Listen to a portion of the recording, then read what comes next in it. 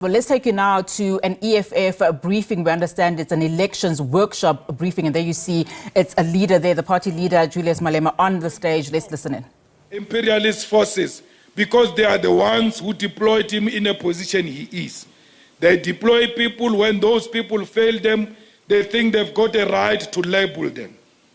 They have no right to label those who have failed us as a result of the Al-Qaeda deployment. The so-called liberators proved their unpreparedness when a building burns in the city of Johannesburg, a building that they have allowed to collapse, degenerate, and succumb to hijack, and they turn around and blame apartheid and foreign nationals. The so-called liberators of our country were not prepared for the day after victory because they had no political will or intention to reverse the cardinal sin of land theft and the monopolization of our minerals by a white minority. The EFF, whose moment is 2024, cannot afford to make this mistake. We must never make the mistake of winning the battle, and then because we never prepared for victory, our role becomes to constantly remind our people of the battles we have won in the past. Lindiwe Sisulu is the most uneducated and foolish minister you can think of.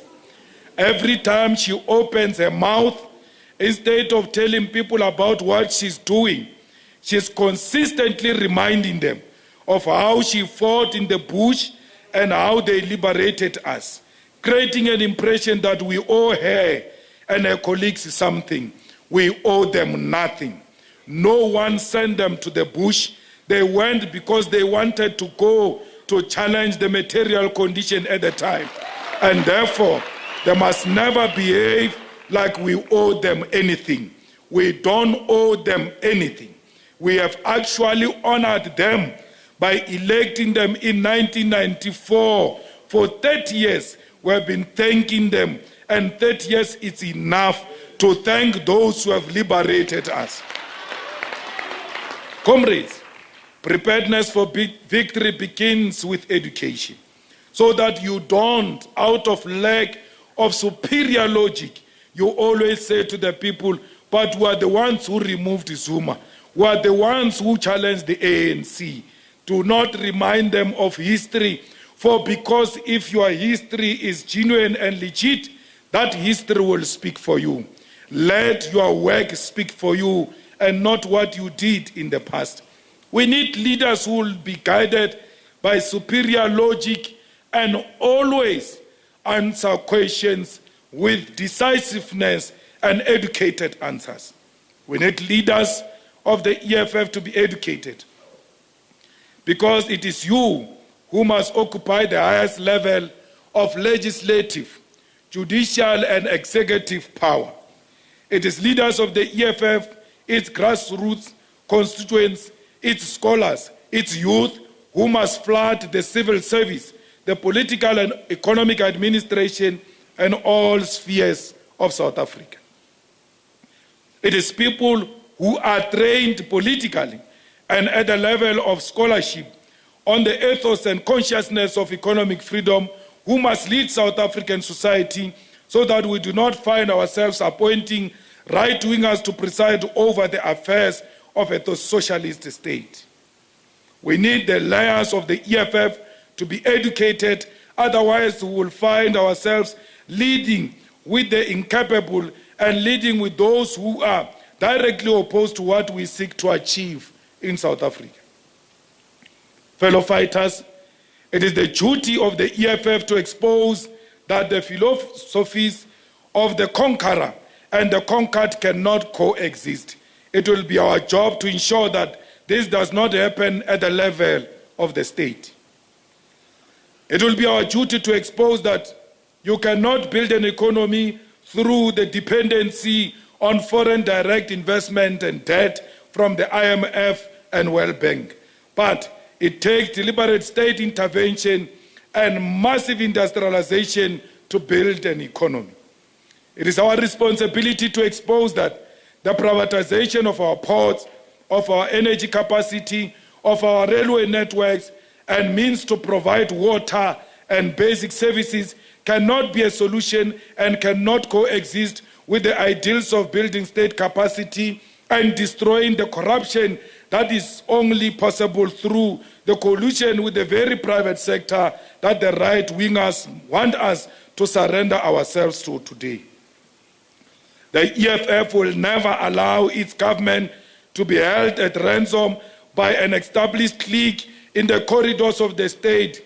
But to prevent this, we must build capacity and create the perfect socialist and educated civil servant. We need you to be educated, to be professionals, so that we do not self-sabotage like the outgoing ruling party and have our own enemies telling us what can be done and what cannot be done at the level of policy. So, comrades, let us prepare for victory.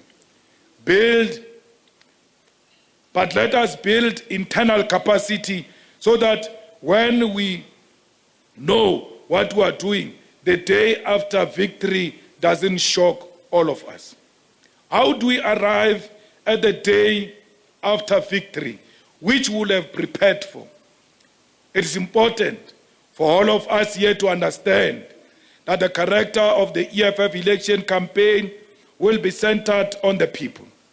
It is a campaign that is based on the principle of umtu mutu, which means it is a campaign that is rooted in the direct interaction with our people.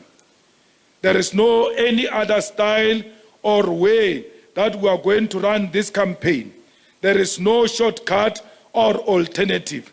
At the core of everything that we are doing is the principle of umtu. Why do we say this? Why are we so deliberate about the fact that you must speak to our people directly, one by one? It is because our revolutionary movement that belongs to the people, the only way to get the votes of the people is to speak to them directly.